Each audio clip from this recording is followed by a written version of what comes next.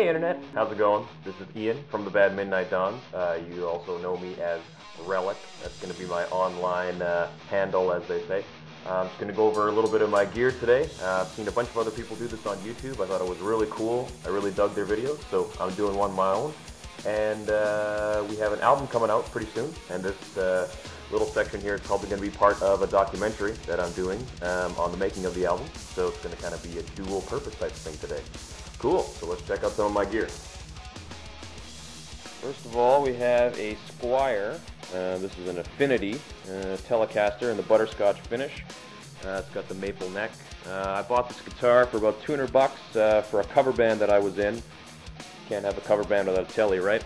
It's a pretty decent guitar, actually. I like it. You know, it's got the typical issues that Chinese guitars have, but I don't know, it's cool. I dig it. I never thought I'd be a telly owner, but saw this in store. It was the right price. I love the color. It's awesome.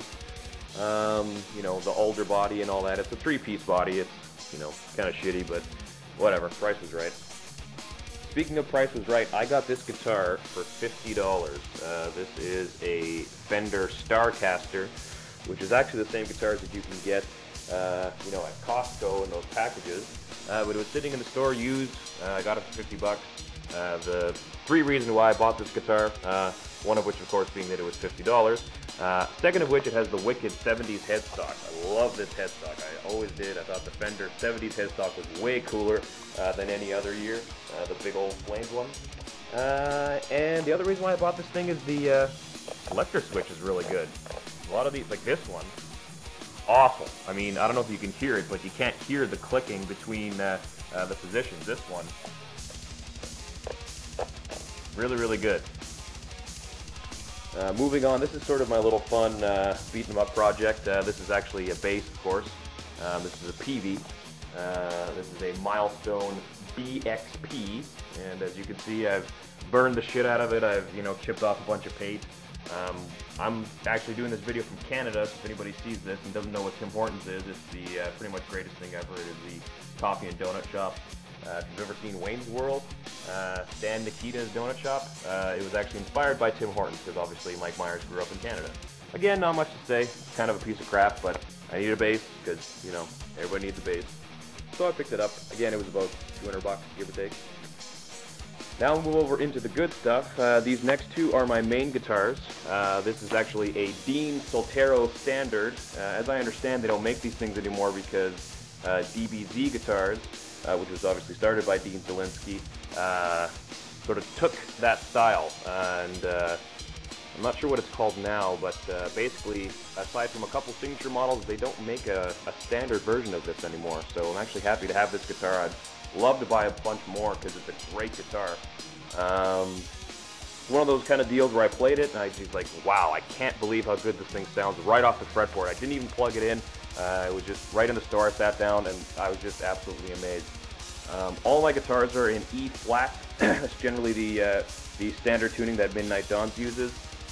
You know, it's kind of a, I don't like tuning down really low. I find that it just muddies up the sound and you just don't get that singing tone, you know. But E flat still gives it a little bit more of a growl. This guitar here is a mahogany body with a maple cap, and you can actually see how thick, with the binding here, you can actually see how thick that maple cap actually is. Rosewood fretboard. It's got the Dean, what they call vintage pickups, which I don't exactly know what that means, but they sound great. Midnight Dawns, if you don't already know, is a metal band, but these things sound awesome. You know, two tones, two volumes, which again I don't really use that much, but you know, it's nice to have. Obviously, if you gotta get some different tones. It's got a V profile for the neck, which again I didn't think I'd ever like, but it's one of those things where you just play it and you're like, damn. I guess I'll just get used to it. It comes with strap locks, which are standard. I really like that idea. Grover tuners. Great guitar. Love that thing. This thing now. This is the Dean Leslie West Signature. I'm not a big signature guy, but when I played this guitar, again, it was one of those things where, well, I got this one first, and then I was like, well, shit, now I really like Dean, so I got to get one more, so I got this guy. Same style. It's a single pickup. Leslie West is obviously known for sort of using that Les Paul Jr. kind of vibe, so he only has the one pickup, but instead of a P90, which I hate, it's got a humbucker in it, which, of course, I love. One volume, one tone. This is, again, a mahogany body with a maple cap, a plain maple cap this time, as you can see. I really, really like this burst. And again, most of the specs are the same as the Taro, the Rosewood fretboard and the Grover tuners, and again, the strap locks are standard, which is great. This pickup is probably the best sounding pickup I've ever heard. It is fantastic. It is called the Mountain of Tone. It's like a 16K output. It's super, super hot, but it's very dynamic. When we go over to some other guitars, you'll see I used to use EMGs, but not anymore. I'm a passive pickup guy now. This thing sounds awesome. I really, really like this guitar. It's not too signature-y.